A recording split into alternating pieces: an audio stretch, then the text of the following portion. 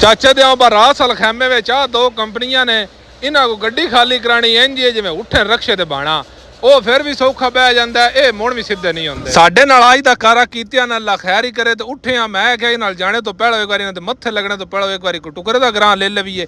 ਆ parcel order ਕੀਤਾ तो जनाब साने इत्थे दे गए ने, मैं क्या एक बार लंगर ला लवीए तो मोहने नाल बिड़दे आ जनाब। नाल चार वड़की दे हत्थे दा पे आई विच ओ कढ़िया नाल पराठे ते काले चने आण दबा के नाश्ता किया तो मैं आख्या आज तुहाडे नाल बेड़ लई। मैं आख्या बने खाली करनी तो मंजी बिस्तर वाला इंतजाम करो तो रोटी टुकरे वाला। पता है पंजाबी सांभड़ एडे सौखे नहीं, वो आदने नहीं अल्लाह तेरा भला करे तू गड्डी लिया सी खाली करदे आ ते तू अल्लाह दे वाले उंजे पतके पुतके मार के गड्डी खाली करा लैनी। ये ना समझिया भाई इत्थे को साडा टेल चलदा है, इत्थे तरला मेहनत ही हुंदा, थोड़ा वधेरा कर लिया क्योंकि प्रदेश च होया बेल्ट शर्ट खोले ने ते अपना वेखो ना कपड़े इंजे जिवें नाप गए आ ते ए बंदे ने सल्यूट है जेड़े बाहर सारी दिहाड़ काम कर। कई जवान पिया देण पर तुसीं लददे की हो ते लांदे की हो जनाब, सारिਆਂ नहीं पता ਜਿਹੜੀ ਸਾਡੀ ਵੀਡੀਓ ਵੇਖਦੇ ਨੇ ਆ ਸ਼ੀਸ਼ਾ ਵੇਖਦੇ ਹੋ ਪੇ 6-6 ਮੀਟਰ ਤੇ 4-4 ਮੀਟਰ ਦੇ ਜਨਾਬ ਆ ਪੂਰੇ ਦੇ ਪੂਰੇ ਜੱਫੇ ਲੱਦੇ ਨੇ ਤੇ ਇਹ ਜਨਾਬ ਅਸੀਂ ਲੋਡ ਵੀ ਕਰਦੇ ਜੇ ਤੇ ਇਹ ਹੀ ਫਿਰ ਲਾਣਾ ਵੀ ਹੁੰਦਾ। ਕ੍ਰੇਨ ਹੀ ਨਾਂਦੀ ਦੀ ਤਾਰ ਖਰਾਬ ਆਈ ਤੇ ਤਰਲਾ ਮਿਹਨਤ ਕੀਤਾ ਪਠਾਣਾ ਦਾ, ਪਠਾਣ ਨੇ ਲਾਣੇ ਵਾਲੇ ਮੈਂ ਕਿਹਾ ਲਾਓ ਅੱਗੇ ਦਿਹਾੜ ਪੂਰੀ ਲੱਗ ਗਈ। ਉਹ ਆਦੇ ਨੇ ਰਿਸਕ ਹੀ ਹੈ ਲੇਕਿਨ ਅਸੀਂ ਖਾਲੀ ਕਾਰ ਛੱਡਨੇ ਆ।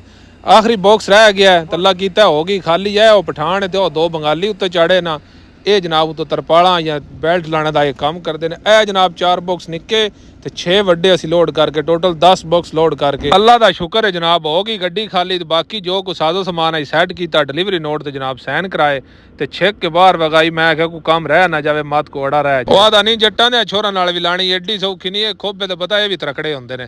ਅਸੀਂ ਗੱਡੀ ਖਾਲੀ ਕੀਤੀ ਤੁਹਾਨੂੰ ਪਤਾ ਰਾਤੀ ਹੁਣ ਨਿਕਲਣਾ ਤੇ ਇੱਥੋਂ ਤਾਂ ਮਯਾਦ ਤੋਂ ਲੰਗਰ ਲਾਇਆ ਫਿਰ ਜਨਾਬ ਸਹਿ ਗਿਆ ਤਕਰੀਬਨ 1 ਦਾ ਟਾਈਮ ਹੁਣ ਉੱਠਿਆ ਤਾਂ ਹੁਣ ਲੱਗ ਜਾਈ ਵੀ ਲੈਣ ਵਿੱਚ ਤੁਹਾਨੂੰ ਪਤਾ ਜਿਹੜੀ ਅਮਰਾਤ ਦਾ ਮਮਨੂ ਹੈ ਰਾਤੇ ਦਾ ਇਹ ਬੜਾ ਤਰਕੜਾ ਕਿਉਂਕਿ ਸਾਰੀਆਂ ਰਿਆਸਤਾਂ ਵਿੱਚੋਂ ਲੱਗਦਿਆਂ ਜਾਣਾ ਹੁੰਦਾ ਰਾਹ ਵਿੱਚ ਉਮਲ ਕੁਵੈਨ ਤੇ ਅਜਮਾਨ ਤੇ ਸ਼ਾਰਜਾ ਤੇ ਫਿਰ ਜਾ ਕੇ ਆਪਣੀ ਰਿਹਾਇਸ਼ ਆਉਂਦੀ ਹੈ। ਇਸ ਵੇਲੇ ਤੇ ਘੰਟਾ ਲੈਣ ਨਹੀਂ ਟੁਰਦੀ। ਅਸੀਂ ਤਕਰੀਬਨ 1 ਵਜੇ ਤੁਹਾਨੂੰ ਪਤਾ ਲੈਣ 'ਚ ਲੱਗੇ ਆ, ਹੁਣ ਤਕਰੀਬਨ 2:30-3 ਦਾ ਟਾਈਮ ਹੋ ਗਿਆ।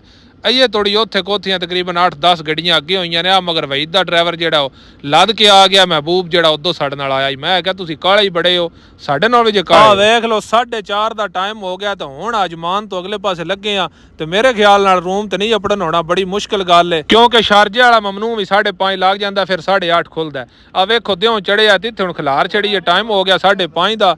ਹੁਣ ਇਨਸ਼ਾਅੱਲਾ ਅੱਲਾ ਖੈਰ ਰੱਖੀ ਤੇ 8:30 ਵਜੇ ਰੋਡ ਖੁੱਲਣਾ। ਮੈਂ ਕਿਹਾ 2 ਘੰਟੇ ਸਹਿ ਲਵੀਏ। ਇਨਸ਼ਾਅੱਲਾ ਮਿਲਦੇ ਆ ਸੁਬਹ। ਅੱਲਾ ਹਾਫਿਜ਼।